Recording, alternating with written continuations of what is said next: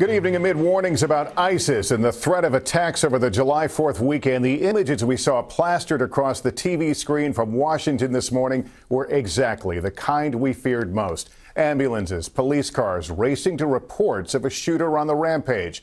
Of course, by now we all know that what happened at the Washington Navy Yard this morning was a false alarm. But the sheer size of the police response, not only at the Navy Yard, but across the nation's capital, spoke volumes about the disturbing and very real security climate we all find ourselves in this holiday weekend.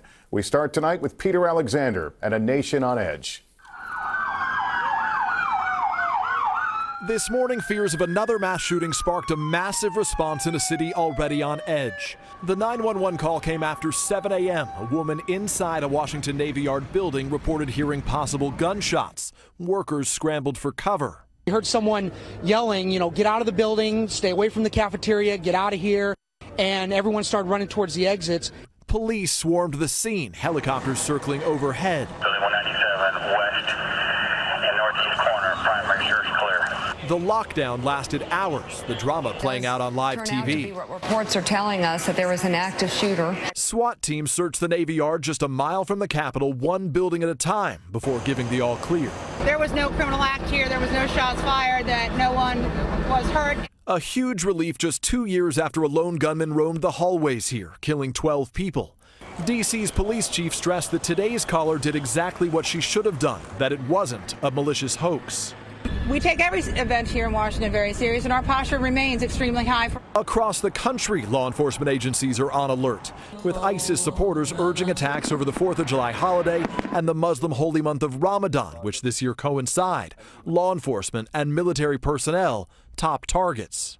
The concern even reaching overseas. The Air Force's 48th Fighter Wing today canceling 4th of July events at a base in England, citing local threat assessments. New York City, with one of its largest police presences ever for Independence Day. Boston and L.A. also beefing up patrols, focusing on lone wolf attacks. And a specific warning to be on the lookout for bulk purchases of fireworks that could be used as explosives.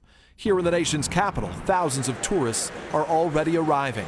Mom's got it all laid out. We're doing the metro. We can walk to our hotel. So our planning is our safety measure. The holiday jitters are getting so much attention now that one purported ISIS supporter today tweeted, quote, "Americans are terrified of July 4th now." That's not the response that U.S. officials are looking for. They want people to turn out, be alert, Lester, and enjoy. Peter Alexander in Washington to start us on. Hey, NBC News fans, thanks for checking out our YouTube channel. Subscribe by clicking on that button down here, and then click on any of the videos over here to watch the latest interviews, show highlights, and digital exclusives. Thanks for watching.